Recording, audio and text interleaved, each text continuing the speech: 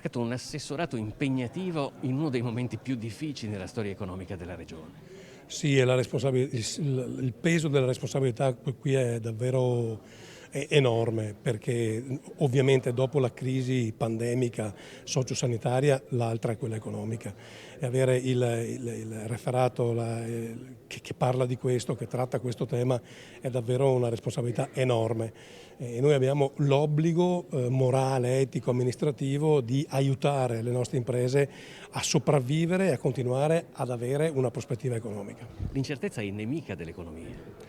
Assolutamente sì, e qui abbiamo anche un nemico che, per quanto lo stiamo studiando, continua ad essere un enigma, non solo nella sua struttura, ma nelle conseguenze. Il governo parla di possibili lockdown, io non voglio nemmeno immaginare, non è possibile che di fronte a un problema noi cerchiamo sempre la via più breve, perché è chiaro che se noi chiudiamo tutto e rimaniamo tutti a casa non c'è contagio, ma non può essere questa la soluzione.